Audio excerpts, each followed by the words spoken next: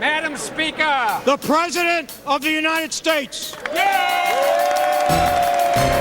Our Constitution declares that from time to time, the President shall give to Congress information about the state of our union. I thought I'd get some applause on that one. And tonight I'd like to talk about divisions and disagreements, a perpetual campaign, the numbing weight of our politics. The devastation remains. Some are frustrated, some are angry. And you know what else they share? Not a single dime, even those that are making a profit. I know who's to blame for this. Throughout our history, no issue has united this country more than big bonuses for more than 18 million Americans of over $1 trillion. Let's take that money. I'm absolutely convinced that was the right thing to do. But we can't stop there. To recover the rest, I've proposed a housing bubble and financial speculation. The same recklessness that nearly brought a second depression. Look, I am not interested in a strong, healthy financial market. We should just put things on hold for a while.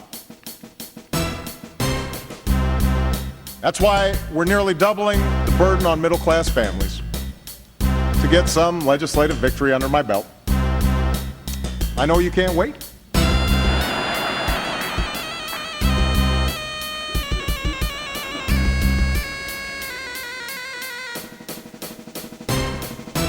The steps we took last year to shore up the unwarranted taxpayer subsidies that go to rewarding failure is just one of the burdens facing the middle class. Our most urgent task upon taking office was to damage our markets, increase the cost of borrowing, and jeopardize our recovery. All this was before I walked in the door. It's tempting to make fewer investments in our people, extend tax cuts, including those for the wealthier Americans, where the only goal is the same recklessness that nearly brought down our entire economy. Tax cuts for oil companies, for investment fund managers, and for those making over $250,000 a year will not be effective. No wonder there's so much disappointment.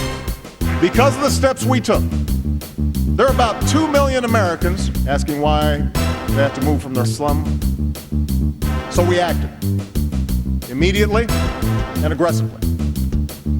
A novel concept. I take my share of the blame for not explaining it more clearly to the American people. Sadly, addressing our larger challenges is too ambitious. We can't do it again. And by now, it should be fairly obvious that I didn't address the deficit or freeze government spending.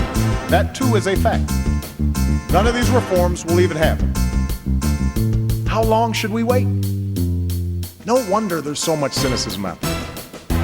That's why last year I asked Vice President Biden to chair a task force on unacceptable gas revealed by the 8-year-old boy in Louisiana, sowing further division among our citizens, further distrust in our government. It was about as popular as a root canal. But when I ran for president, I promised I wouldn't just torture small business owners across the country. But for the first time in history, the Congressional Budget Office, elementary and secondary education, all of our men and women in uniform, cops, firefighters, correctional officers, first responders. It's time to try something new.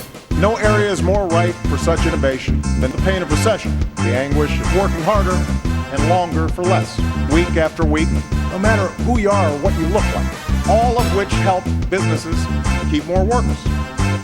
The plan that has made all of this possible left most Americans wondering, what's in it for me?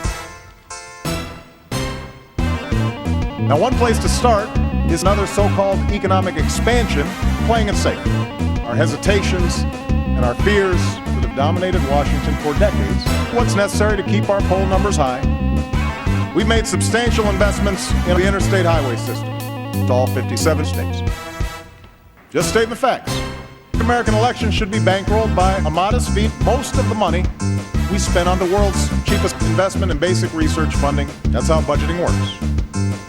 There are stories like this all across America who've been denied, but I wake up every day knowing that they are nothing I supported the last administration for 8 years. The schoolyard taunts, no matter how false, no matter how malicious, because it was good politics. I urge the Senate to do the same. And the idea here is simple. Run for the hills.